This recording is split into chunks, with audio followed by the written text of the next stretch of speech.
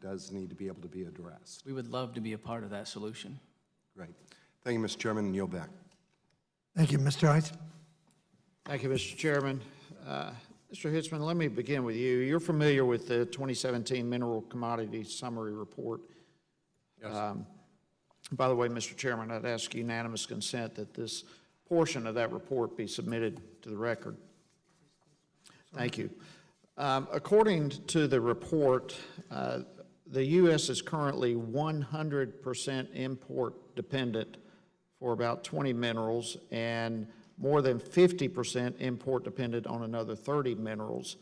And I find this stunning. A lot of these are very important minerals and minerals that we have here in the United States, and yet we are 100% dependent on imports from other countries. How do you explain this? It's different for different minerals. The one that's been the poster child is the rare earths, where clearly one country has, I think, had a policy of trying to actually become the dominant producer in the world. There's other minerals, often by Chinese as well, where that's the case. There's some other minerals where, to be honest, we may have some in this country, but the most economic deposits that we know of in the world are in other countries, and so it makes the most economic sense to mine them there. So I think it's different for each one of them. All right, so we have these minerals in the United States, but there are multiple barriers, whatever you may define as a barrier that prevents us from getting to them here in our own country, or it's more economical to get them elsewhere. I certainly believe we have barriers as well.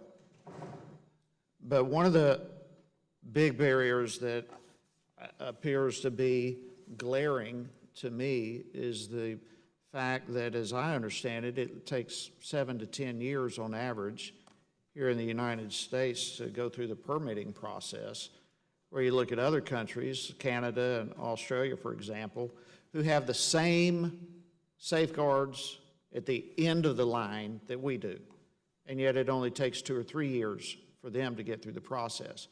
So we're taking 3 times the amount of time to get to the end of the product, whatever it may be, the mineral, as other countries. Why is that?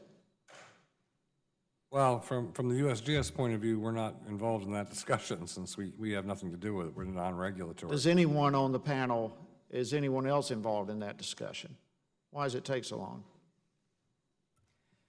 Lack of coordination between states and DC, and litigation. Those would be the two main issues. Could I make one other comment about the China, the foreign ownership of metals, just real quick?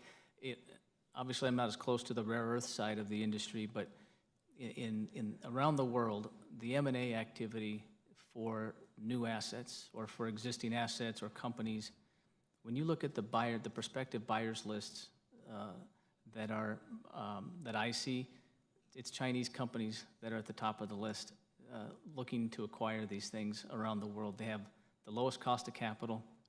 They look at the returns on these types of things differently than most companies, and they have I would say, nearly insatiable appetite for looking to acquire these assets no matter where they are, whether they're here, Africa, you name it. Well, sure. You know, and I think a lot of people don't forget the fact that Apple came up with the iPhone 10 years ago, right now, 2007. So, and yet we have quartz crystal. It's in all of our phones. We have it right here in the United States.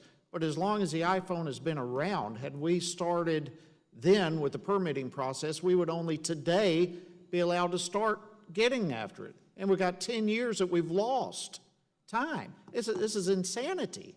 It's absolute insanity to me. And I'm not even thinking that we ought to be on par with countries like Canada or Australia that take 2 years compared to our 7 to 10 years.